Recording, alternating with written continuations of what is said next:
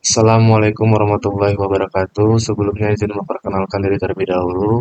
Kami dari kelompok 2, di mana kelompok 2 ini terdiri dari 6 anggota. Yang pertama ini ada Anita Silviana, Berliana Putri Septianti, Dava Nabila Rosa, Dian Apriliansa, Meti Despasari, dan Muhammad Bayi Prasetyo. Sebelumnya, kami ingin memberitahukan bahwa kami mendapatkan jurnal dari Sinta 2. Judul penelitian kami ini adalah Matrik Analisis Artikel Penelitian. Nah, kita langsung saja masuk ke penelitiannya.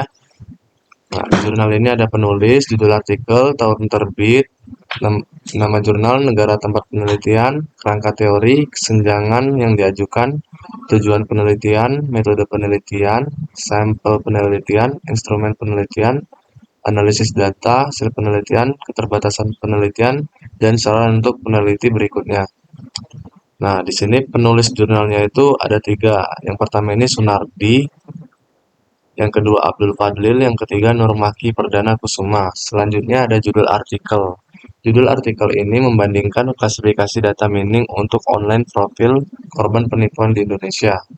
Tahun terbit jurnal ini pada tanggal 10 Februari 2023. Nama jurnal yang kami bawakan, yang kami dapat di Sinta 2 ini adalah Jurnal Ilmiah Penelitian dan Penerapan Teknologi Sistem Informasi.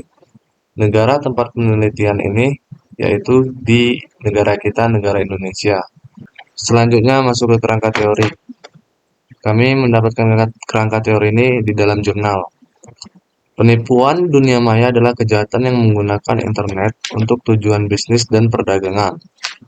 Dia tidak lagi bergantung pada bisnis perusahaan konvensional yang jujur. Pada prinsipnya, penipuan internet sama dengan penipuan tradisional.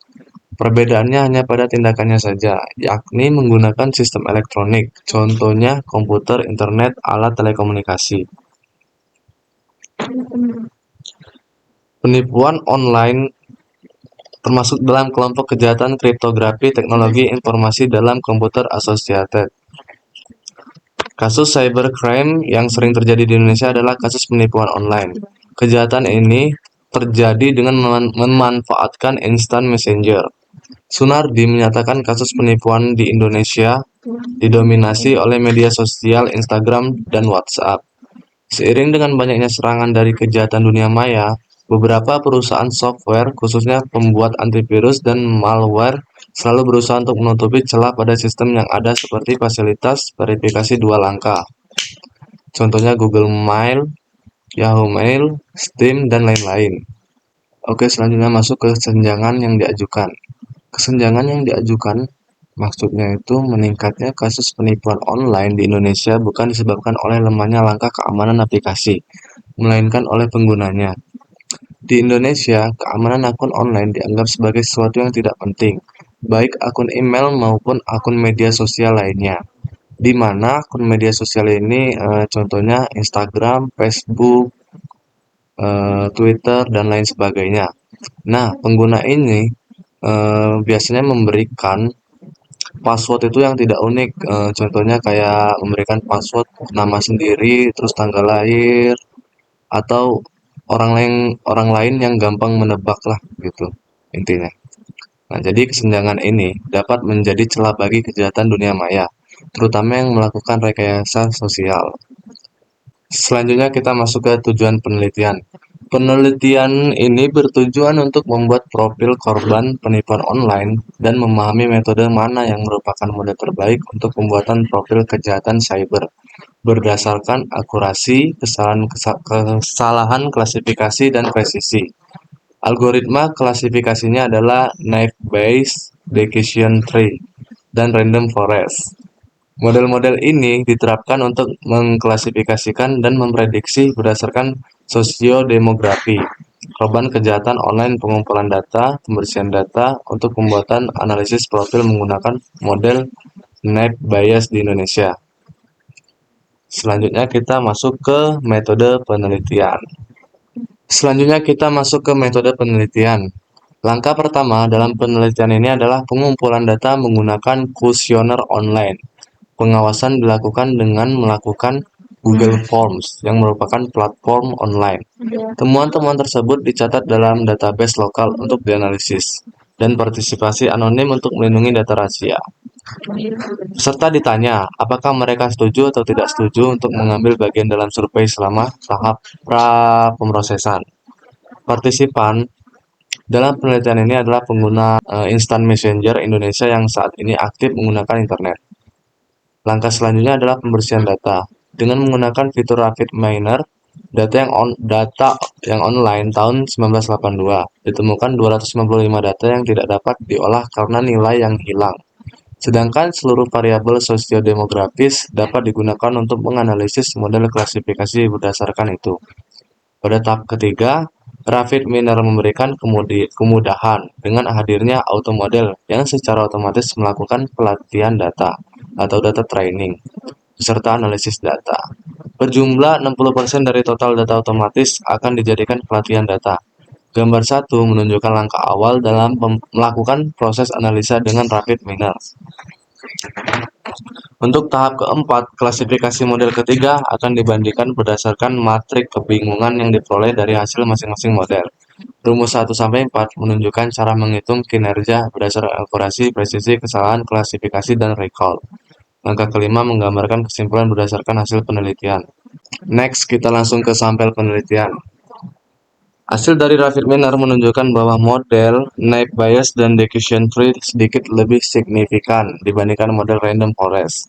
Naive Bayes dan Decision Tree memiliki persentase akurasi sebesar 77,% dan persentase recall sebesar 100%. Sebagai perbandingan, Random Forest memiliki persentase akurasi sebesar 76,8% dan persentase presisi sebesar 99,4%. Selanjutnya, instrumen penelitian.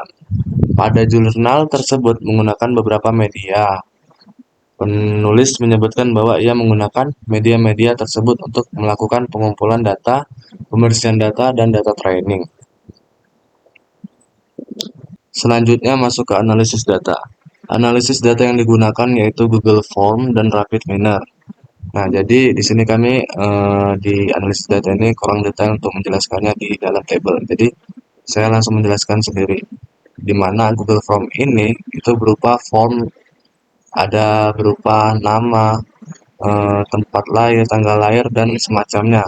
Jadi sebelum masuk Google Form ini pengguna itu contohnya nih, pengguna ini tertarik pada iklan-iklan yang menarik seperti ada imbalannya kayak mendapatkan hadiah uang tunai sebesar 1 juta atau berapa juta gitu kan.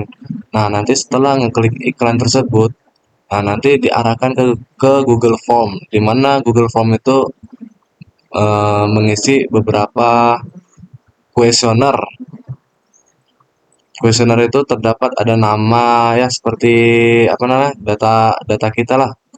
Jadi Google Form ini untuk mengambil data-data para pengguna. Nah, selanjutnya ada Rapid Miner. Rapid Miner ini udah dijelasin di metode penelitian. Ada empat tahap ya. Selanjutnya kita langsung ke hasil penelitian. Berdasarkan 3 model penelitian yaitu Naive, Bayes, Decision, dan Random Forest, dapat disimpulkan bahwa model tersebut dapat mengklasifikasikan dan memprediksi korban penipuan online di Indonesia berdasarkan data partisipan sosiodemografi. Berdasarkan bandingan Random Forest memiliki presentasi akurasi sebesar 76,8% dan presentasi presisi sebesar 99,4%. Oke, selanjutnya ada keterbatasan penelitian. Mengenai keterbatasan penelitian tersebut yaitu kurangnya masyarakat mengenai informasi tentang cybercrime atau serangan cyber. Seperti kelalaian pengguna internet terlalu percaya akan adanya iklan yang menawarkan imbalan sehingga para pengguna tertarik. Contohnya di iklan tersebut mendapatkan gratis pulsa atau paket data. Hadiah berupa uang tunai 1 juta rupiah atau juga bisa mendapatkan hadiah berupa handphone, iPhone, dan lain sebagainya. Jadi yang terakhir ada saran untuk peneliti berikutnya. Mengenai saran untuk penelitian ini, diharapkan para pengguna dapat mencari informasi mengenai keamanan cyber dan lebih berhati-hati terhadap penipuan online. Nah, jadi para pengguna ini harus sering mencari informasi bagaimana caranya meningkatkan akun keamanan. Contohnya ini akun keamanan sosial media. Bagaimana caranya meningkatkan akun tersebut. Nah, selanjutnya maksud dari lebih berhati-hati terhadap penipuan online ini, nah, contohnya itu ada beberapa iklan tuh di sananya di sosial media kayak di Instagram itu atau Facebook. Nah, di sana adalah penipuan online juga.